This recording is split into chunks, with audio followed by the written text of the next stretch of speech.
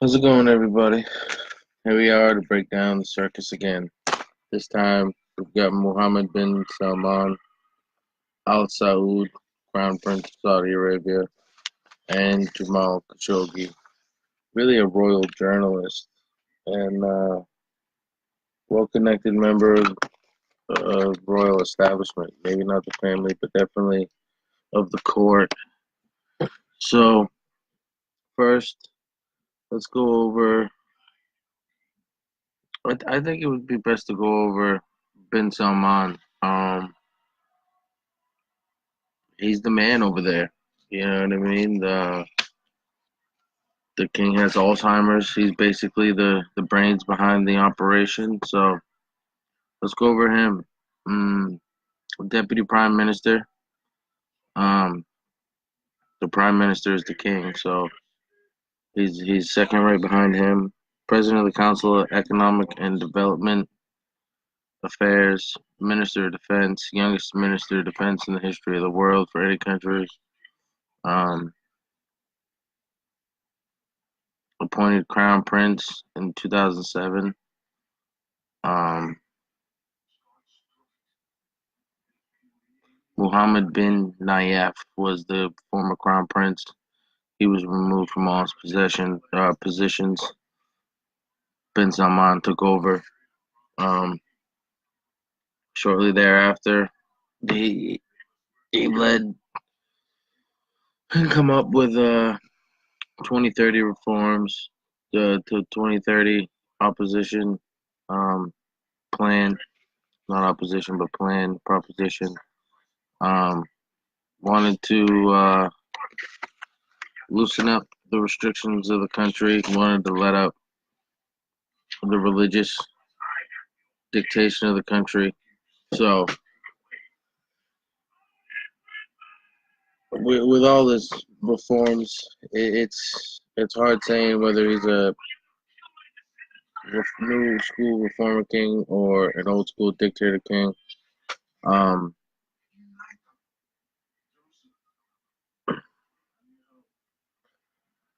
he's got a war going on in Yemen.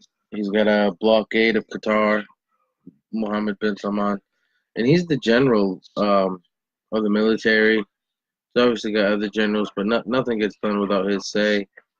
Um, he's arrested the the lead female, um,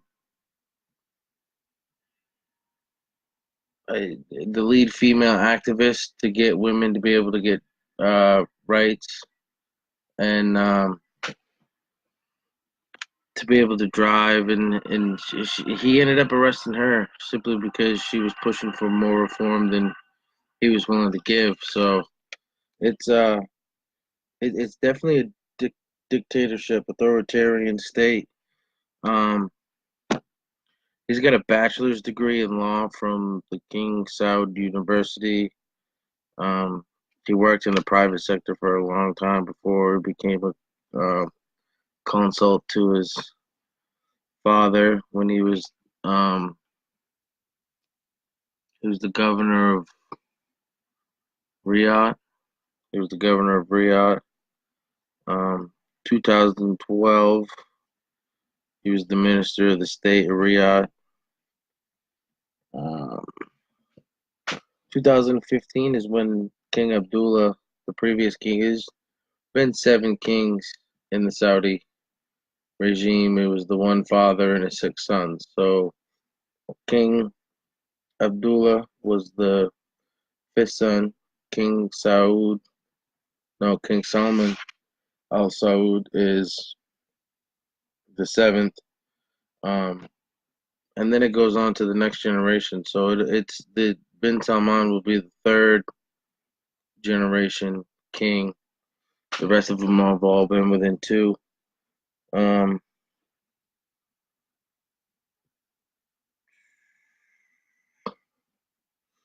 yeah, he became when Salman became king. Bin Salman became defense minister of Saudi Arabia and secretary general of the royal court on the same day. Um, and with that, His first move was to mobilize operate mobilize coalitions and operations into Yemen to take over Yemen to reunite Arabia. So that was one of his very first things he did.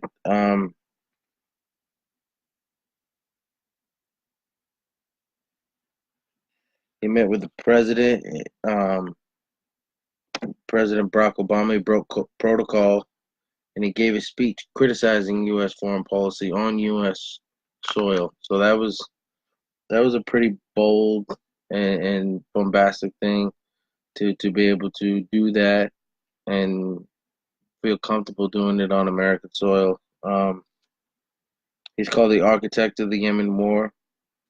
He's the head of that shit. So um, he took control of Saudi Aramco, which is the oil company where all the Saudi royals get a share, which is why every royal is basically living the high life, is because they all get a share of the oil. Being the head of Saudi Aramco, he gets one of the largest shares. The king gets the largest shares of everything, just based on historical portional things. You know what I mean? Top dog gets the biggest cut, but it's it's important. One of the main reasons it's important, as I mentioned before in another session talking to Harsha, it's literally um, we Trump threatened to retaliate against Saudi Arabia if they end up being found guilty of this. And um, one of Mohammed bin Salman's first responses was, "You want $400 oil?" So it's definitely a big profitable thing, and to be the head of that is got a lot of power and pull worldwide, regardless of his own country and what he does. Uh, there has been a response to um, bin Salman's um, war crimes, and in November 2017, 41 countries met to discuss who is guilty, and the UN pretty much found that both, not both, all parties involved are guilty of war crimes. So it's a well established fact of what's going on in Yemen, the famine, um, the worsening humanitarian crisis is it's all been exacerbated by bin Salman's blockade and his war to take over and establish Arabia. Um, and then we've obviously got all the stuff that we've seen in the news recently, that with the purge and everything else. May 2007, he come out and said nobody will survive a corruption case in Saudi Arabia. And then in November, he rounds up 40 princes, 200 businessmen, and 40 princes total, and imprisoned him, and basically all got him to sign a deal saying that they're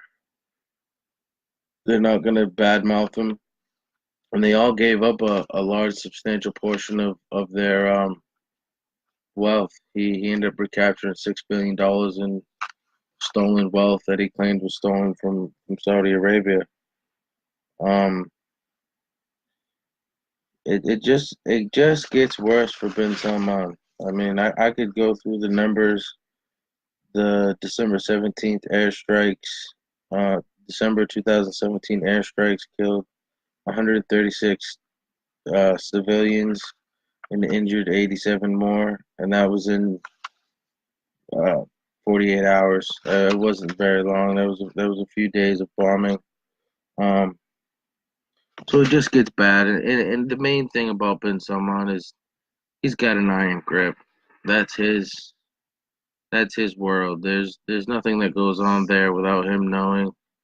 So it's hard to believe that something went down without him knowing about it. The next guy, and probably the most important guy,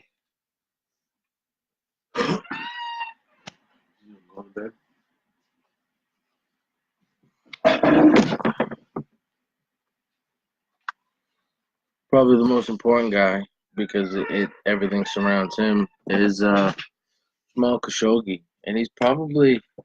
I mean, I've heard Tucker Carlson say that he's irrelevant, but he's really not irrelevant. If you didn't know who Jamal Khashoggi was, then you haven't been paying attention to world politics, and you certainly haven't been paying attention to Saudi Arabia because he's been influential for a long time. His family is very well connected. So let's get into Khashoggi because he was a Saudi journalist and author, former general manager and editor in chief of Al Arab News Channel, which is connected is connected to the Saudi royal family because Prince Al Aweizal, I can't think of his name, but the famous one, um, skinny dude, royal, 6 billion. He's worth like 6 billion, but he's invested in City, Twitter, and the parent company to Al Arab News. Um, Khashoggi also took Al Awatan, which was a relatively low standard news platform, and he turned it into the Saudi progressive platform. So he was a well respected opinion in the Saudi community for um, cultural information. Um, his grandfather was the personal physician to King Al Abdulaziz Al Saud, which was the first one. So his family has been connected with the royal family since the founding of Saudi Arabia. His family's been there. He's third generation right hand man to the royal family. Not only that, his uncle was Adnan Khashoggi, an arms dealer famous for his part in the Iranian Contra scandal. So his family has been dealing with um, illegals and guns deals and everything else. So it's pretty crazy. Adnan's Adnan's his name's Adnan's net worth was estimated at 4 billion. Um, and Adnan Khashoggi was also stated as saying that grandfather, his family's grandfather, was of Jewish descent. So that's pretty that's pretty astonishing. I thought that was pretty interesting. Um, Also, Khashoggi's first cousin was Dodi Fayed, who was dating Princess Diana when they were killed in Paris. So again, he's just connected all the way around. Like the guy is, it's ridiculous. What what the connections are for this guy. Um, it's just nuts. In '91, he admitted that he joined the Muslim Brotherhood at the University of Indiana. He went to American University, so he grew up in Saudi Arabia, and then he went to the University of Indiana and graduated in '82, class of '82. Um, and from '91 to '96, he did a lot of work in um, Saudi Arabian intelligence agency, and then also he worked for the U.S. intelligence agencies in Afghanistan. So that's where you get a lot of his he's a spy, he's a spy, he's a spy is because he's worked for both intelligence agencies, which if you understand his connection, obviously he's going to have a prominent role in some sort of way. So before everybody knows him and he puts his name to paper, he's able to walk around in a bunch of different neighborhoods and get a bunch of different perspectives and spit them back. So the spy thing doesn't. I don't think he was a real spy, but at the same time, I don't put it past him gathering information, being a journalist. It just is part of his business. Who he reports it to is kind of up in the air. Who's to say? But he got real famous in the 90s, real popular in the 90s with a series of interviews with bin Laden that mostly took place. Um,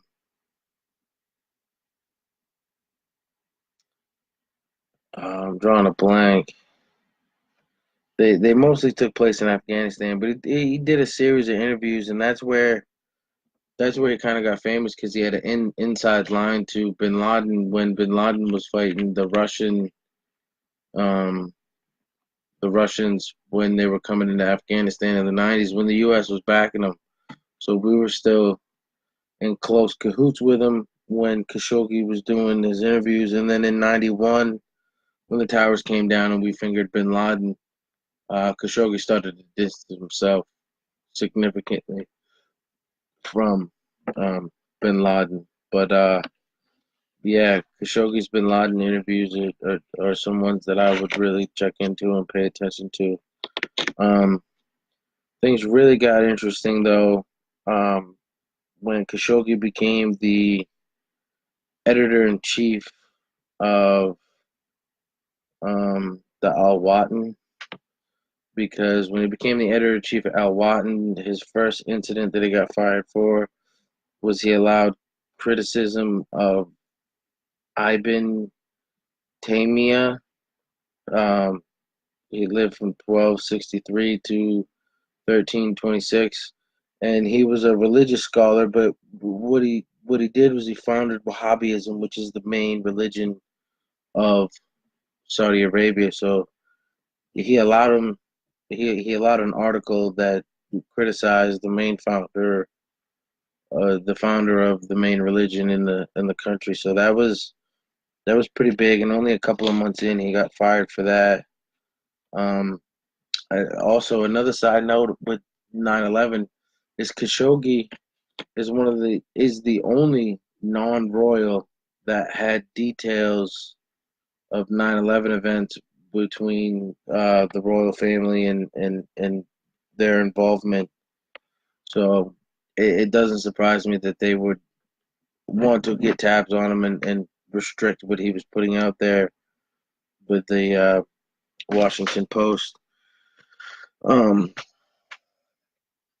but the whole incident with the Al Watan magazine that was 2003, and that gained him his reputation as a liberal progressive. He was already looked at as a progressive because of the way that he changed, um, because of the way that he looked and spoke about um, the Saudi regime and the stranglehold that they had on the people. But he also, once he allowed people to openly speak dissent, that's when he got his progressive um, label. Um,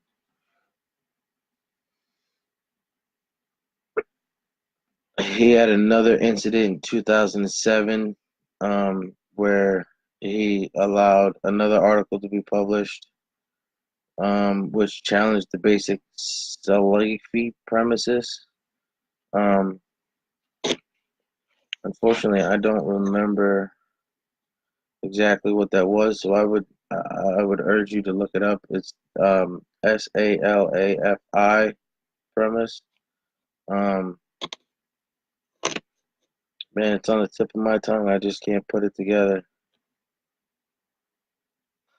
But Khashoggi was a pretty busy dude because even when he got fired in 2010 for that incident, because he became editor in chief of the Al Watan the second time, 2007, and got fired in 2010 for that incident. So in 2015, not having a platform, he created his own Arab independent news outside Saudi Arabia because they didn't allow non-state news inside Saudi Arabia. So he had to go outside Saudi Arabia.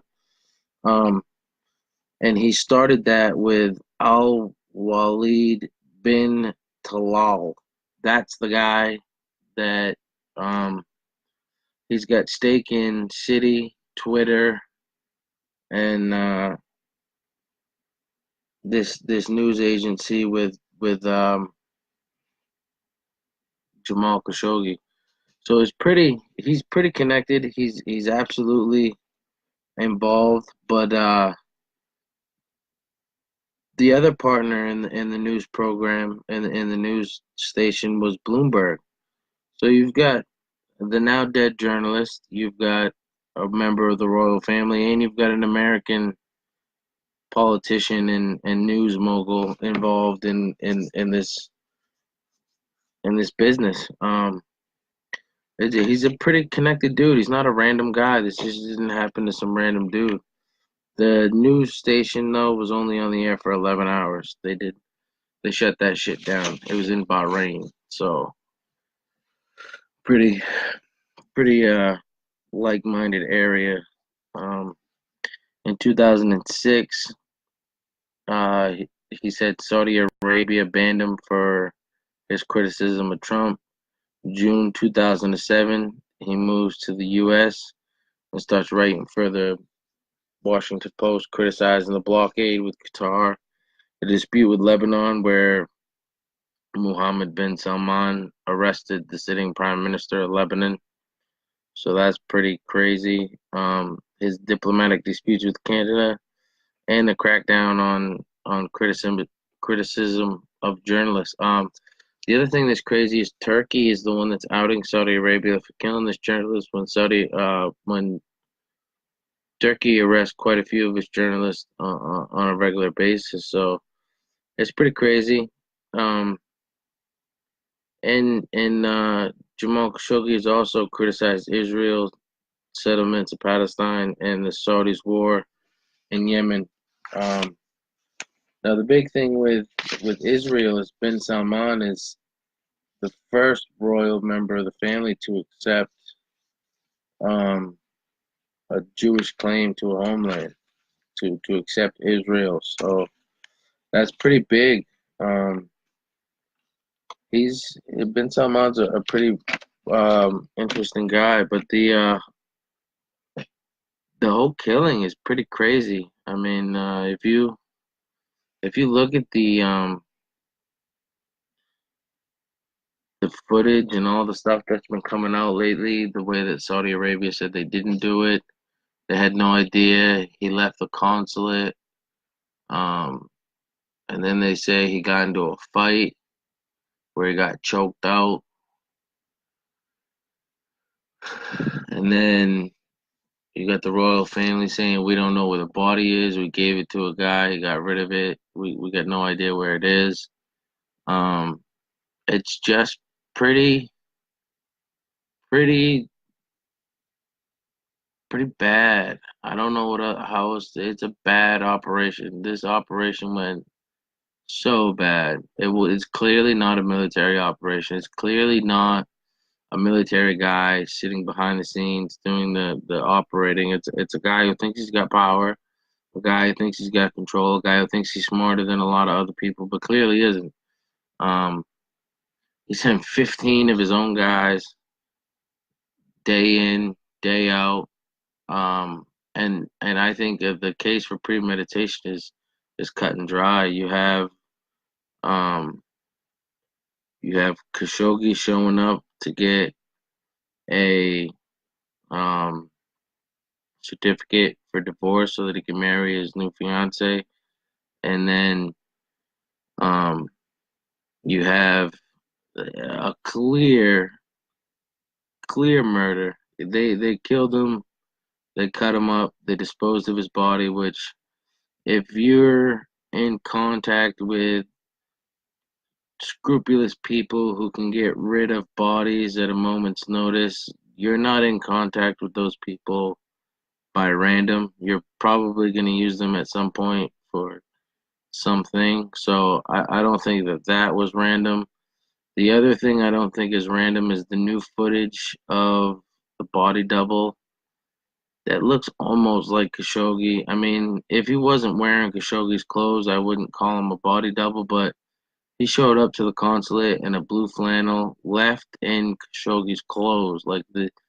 They killed Khashoggi, they took his clothes off him, and then they gave him to a guy to walk out of the consulate with. So that's pretty fucking crazy. Um, the guy walks all the way to a park. I believe he takes a train or a bus. He goes to a park. He goes into a bathroom. He changes his clothes. He goes to another location. He gets rid of his beard, which was a fake beard. He goes to another location, gets rid of his clothes. Um, so you can't tell me that having somebody there to stand in as a body double to exit out the back door when the guy gets killed to make it look like he left the consulate unharmed, that shows premeditation. Um, and the fact that MBS Mohammed bin Salman is the leader of Saudi Arabia. There's not a breath that gets taken in Saudi Arabia without him knowing about it. So it's just uh it's just really crazy. Um, I really don't I really don't get how Trump and his people are gonna try to play this off. It's really astonishing to me. Just want to go over some of the comments here. Kim Courier said they killed him. I think they did too. Um, Joe Logan said hello, y'all. Hello, Joe. Um, what little I've heard, only been here a short time. I take the Saudi side. Sean, I hear you. It is what it is, man. The Saudi side is an authoritarian side. I don't I you're absolutely right to have your own opinion, but I think it was a clear murder. I think they killed this guy for speaking freedom of speech.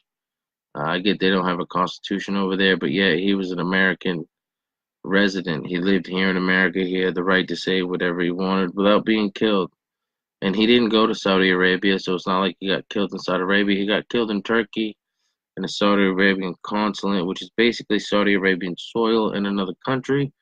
So he should have been able to be protected, but it's a crazy situation, man. To go to a country to think that you're gonna get a divorce certificate so that you can get remarried and then end up getting cut up and disposed of in a couple of suitcases is pretty crazy, and to have it all be caught on camera, like this whole shit broke down. We got it on camera, and apparently the Turkey consulate has it on audio. It doesn't look good at all, and it looks like Saudis in hot shit, and they're most likely gonna have to switch up their crown prince. George Hayduke says, "How does one take the side of a genocidal monarch?" I could not tell you. I mean, it's perspective. I guess you'd rather have authority than have authority put upon you, but no, you can't. You can't side with somebody who's trying to wipe out an entire people. They're trying to take over Yemen and establish not not govern peacefully or anything like that. They're trying to take it over and establish it as Arabia. They're trying to drop the Saudi, bring back the Arabia, and trying to wipe out a massive swath of people, an entire country of people. No different than what's going on in Israel. No different than what's going on in South Africa. Unfortunately, it's happening in a lot of parts of this world right now. But no, you can't support a genocidal monarch. You can't support a tyrant. You can't support any of these guys. You can't. It's unfathomable to think today that we've got to worry about royal succession, who's going to get the crown, who's not going to get the crown. I mean, this is all This is all ancient politics playing out in a realm that's not good for any of us. Let this be a let this be a power vacuum in Saudi Arabia and see how quick economic standards around the world start to change. Oil prices, and once we start talking about oil, we start talking about a lot of different things. But the major thing that's going to go up is oil. You know what I mean? So the destabilization of Saudi Arabia is definitely bad for world economy. So it's a widespread implicating situation. And this is just a little bit of a breakdown. We're not even fully done with it yet. Turkey and Erdogan plan to have um, a full report, at least from their side, tomorrow, I think, released on Tuesday. So it's still being unfolded. It's a crazy situation, but as far as everything goes, as far as what's been admitted and what's gone on, it looks like um he's been killed, he's been murdered. Um, it strongly suggests premeditated with the hit squad, the body dump guy, the body double. Um, it does not look good at all. And then um,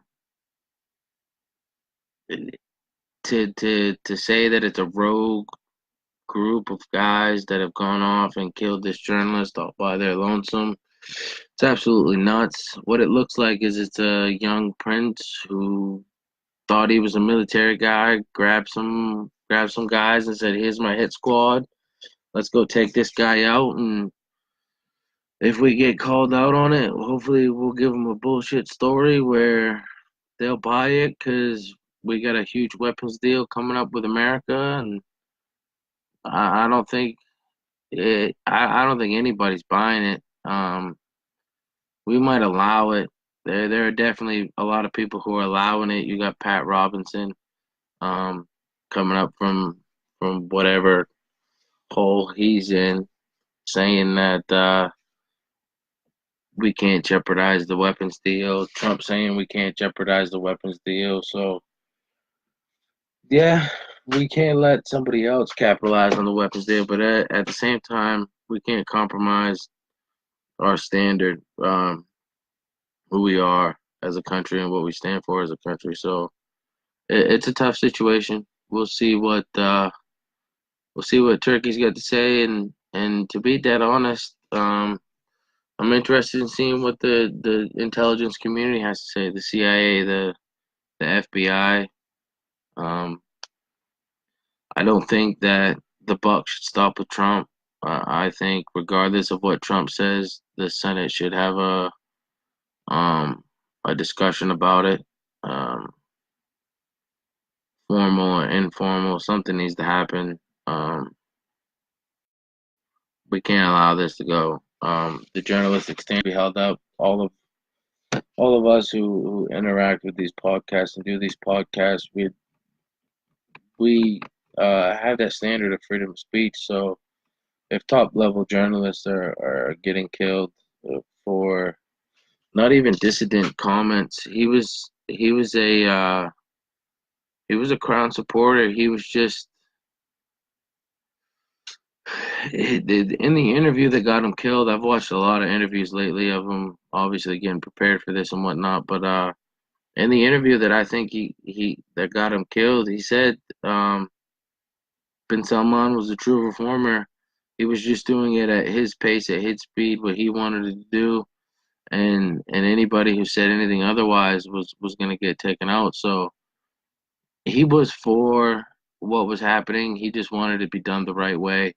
Um, his main criticism was if he had to say anything to Bin Salman, he would say, "You're doing good. Just do it the right way," which is not the way that he's doing it. The authoritarian take that he's had.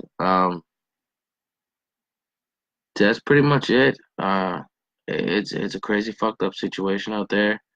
Stay watching it. This is the most anybody's paid attention to Saudi Arabia in the past 87 years, however long it's been created.